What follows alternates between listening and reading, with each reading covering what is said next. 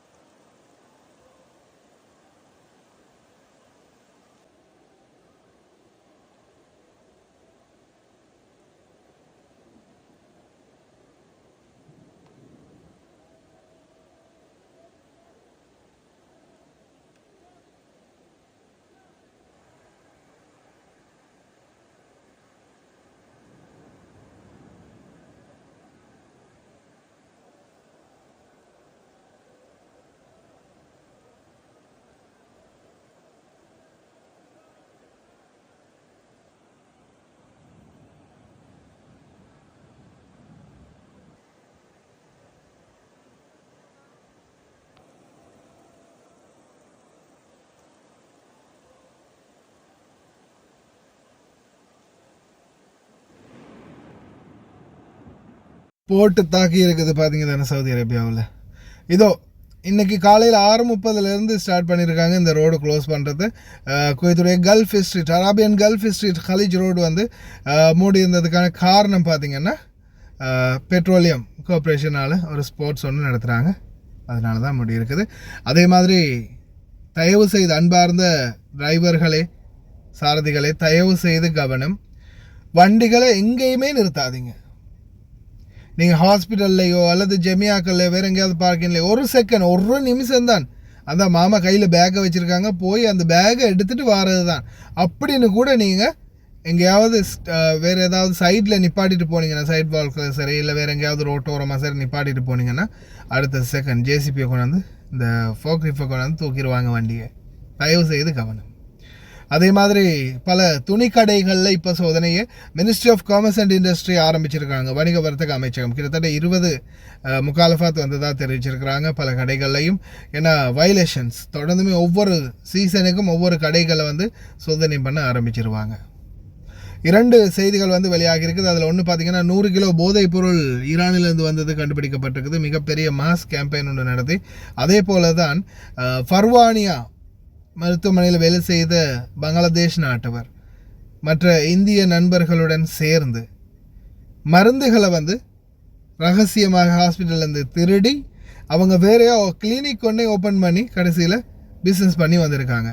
இது தெரிய வந்த போது பிடிபட்டு இருக்கிறாங்க. நாட்டுக்கும் சேர்த்து கேவலம். தயவு செய்து ரொம்ப கவனம். இந்த மாதிரி தவறான வேலைகளை செய்து மாட்டிக்காதீங்க. தொழில் செய்கிற இடத்துக்கு கண்ணியமாக இருங்க. அதே மாதிரி பார்த்திங்க தானே, நாட்டோட பேரையும் சேர்த்து பப்ளிஷ் பண்ணும்போது பல நாடுகள், அரபு நாடுகள் இந்த செய்திகளை பார்க்கும்போது புரிஞ்சுக்கோங்க, அவ்வளவுதான் சொல்ல முடியும். செய்திகளை சுருக்கமாக தான் இன்றைக்கி போட்டிருக்குது. இதோ இந்த செய்தி, அரபு செய்தி இருக்குது, ஃபுல்லாக பாருங்கள். في منطقة الفروانية يستغل لمزاولة مهنة الطب وبيع الأدوية بدون ترخيص. وقد أسفرت الجهود عن ضبط 4 متهمين من الجنسية الهندية ثبت تورط أحدهما في ممارسة مهنة الطب دون ترخيص، فيما تبين أن ال3 الآخرين كانوا يرتدون على العيادة غير المرخصة بقصد الحصول على العلاج.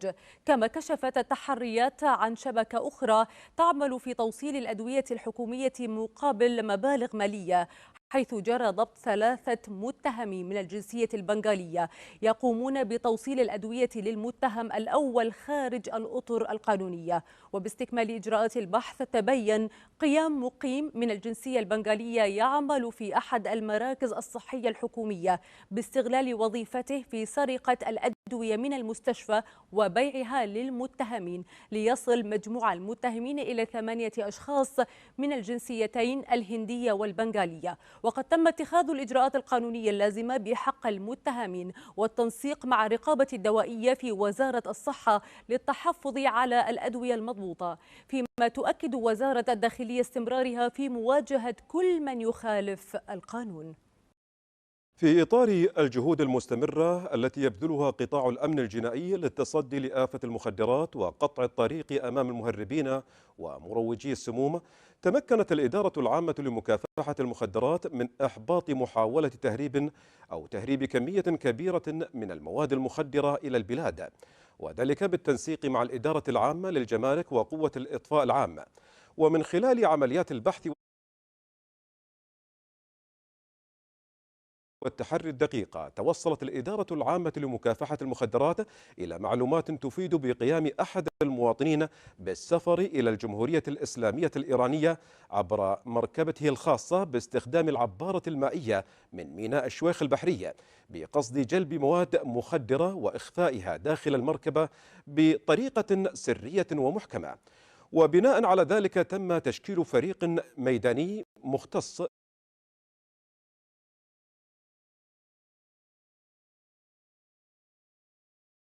لجمع الاستدلالات التي أكدت صحة وجدية المعلومات، وتم التنسيق الفوري مع الإدارة العامة للجمارك، حيث تم رصد وضبط المركبة فور وصولها إلى ميناء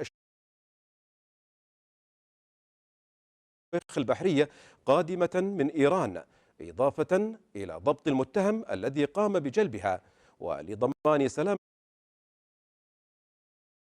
التفتيش تم الاستعانة بفرق من قوة الإطفاء العام تحسبا لأي مخاطر محتملة عند فتح الأجزاء السرية للمركبة نظرا لخطورة بعض طرق وأساليب التهريب. وقد أسفرت الجهود المشتركة عن العثور على أكثر من 100 كيلو من مادتي الحشيش والميريغوانا مخبأة بإتقان في أماكن متفرقة داخل المركبة، وتم تحرير المضبوطات وجاري اتخاذ الإجراءات القانونية اللازمة وإحالة المتهم والمضبوطات إلى نيابة المخدرات جهة الاختصاص. وتؤكد وزارة الداخلية أن هذا الإنجاز يعكس كفاءة وجاهزية الأجهزة الأمنية ومواصلة جهودها لحماية الوطن من المخدرات والتصدي بكل حزم لأي محاولة تستهدف أمن المجتمع وسلامة أبنائه. ஹாய் காய்ஸ், இன்றைக்கி நாங்கள் எங்கே வந்திருக்கிறோம் தாத்தா? எங்கே வந்திருக்கிறோம் நாங்கள் இன்றைக்கி? அல்மிஷாயில். நீங்கள் எப்போ ஆர்டர் பண்ணீங்க தாத்தா? நான் இன்றைக்கி ஈவினிங் தான் ஆர்டர் பண்ணேன். இந்த கூட ஆர்டர் பண்ணீங்க? எனக்கு எமர்ஜென்சியாக இந்த சாமானம் கொஞ்சம் எனக்கு வேணுமென்றதுக்காக வேண்டி இதனால் எனக்கு அவசரமாக இப்போ நைட்டு 10:15 எங்கேயும் ஆகுது. ஸோ அவர் எனக்கு அவசரம் அப்படின்றதுக்காக வேண்டி அவர் எனக்கு பணம் தந்தார். ஸோ இவங்களோட சேவையை பற்றி நீங்கள் எதுவும் கவலைப்பட வேண்டிய அவசியம் கிடையாது. அவங்க சொன்ன டைமுக்கு எங்களுக்கு எமர்ஜென்சியாக தேவைன்னு சொன்னால் அந்த டைமுக்கு அவங்க எல்லா சாமானத்தையும் கொண்டு வந்து எங்கள்கிட்ட ஒப்படைச்சிடுவாங்க. ஸோ காய்ஸ், நீங்களாக இருந்தாலும் தாராளமாக எந்த ஒரு பயமும் இல்லாமல் இவங்களோட கார்கோவாக இருக்கட்டும், கார்கோவும் இவங்க செய்கிறாங்க. ஸோ ஜெமியாவும் இவங்கள்கிட்ட இருக்குது, காகில் குக் சிட்டியும் ஒன்றும் இருக்குது. சாமானமும் நீங்கள் ஆர்டர் பண்ணலாம் தைரியமாக, எந்த ஒரு இதுவும் எதிர்பார்க்காம அவங்க சமூக சேவையை செஞ்சு முடிப்பாங்க. தேங்க்யூ ஸோ மச் தாத்தா. தேங்க்யூ. இந்த தாத்தாவோட ஆர்டர் வந்து இதுதான். நீங்களும் ஒரு 20 கேடிக்கு மேலே ஆர்டர் பண்ணிங்கன்னா நீங்கள் எங்கே இருந்தாலும் பிரச்சனை இல்லை, உங்களோட வீட்டுக்கே வந்து டெலிவரி பண்ணி தருவோம். இன்ஷால்லா இன்னொரு வீடியோவில் சந்திப்போம். தேங்க்யூ, பாய். ஹாய் ஃப்ரெண்ட்ஸ், எப்படி இருக்கிறீங்க? நல்லா இருக்கிறீங்களா? இதோ உங்களுக்கு இன்னும் ஒரு சூப்பரான ஆஃபர் கொண்டாந்துருக்கிறோம்.